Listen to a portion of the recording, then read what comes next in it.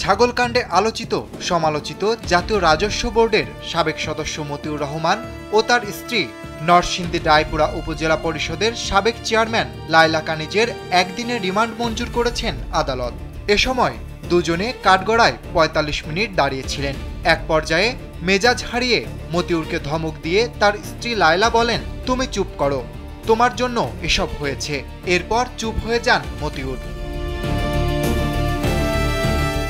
রোববার আসামিদের কারাগার থেকে ঢাকার মেট্রোপলিটন ম্যাজিস্ট্রেট মোহাম্মদ মনিরুল ইসলামের আদালতে হাজির করে পুলিশ।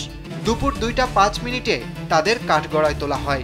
একসময় আইনজীবীদের সঙ্গে কথা বলতে থাকেন মতিউর, কখনো কথা বলেন লায়লা কানিজ।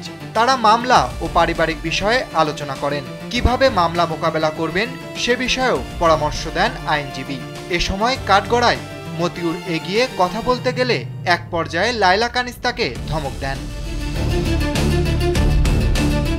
লায়লা কানিজ বলেন, তুমি বেশি কথা বলো, চুপ করো, আমি বলছি, তোমার জন্য এসব হয়েছে। স্ত্রীর ধমকের পর মতিউর দমে যান। পরে আইনজীবীর সঙ্গে পরামর্শ করেন লায়লা।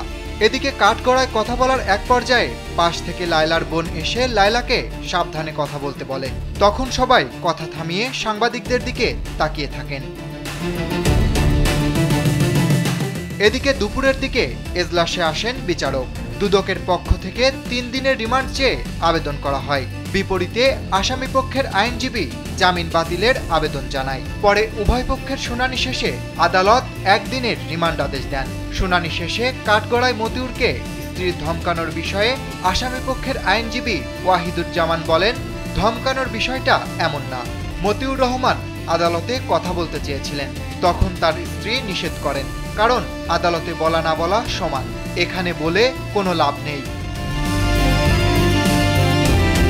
ডেস্ক রিপোর্ট, কালবেলা।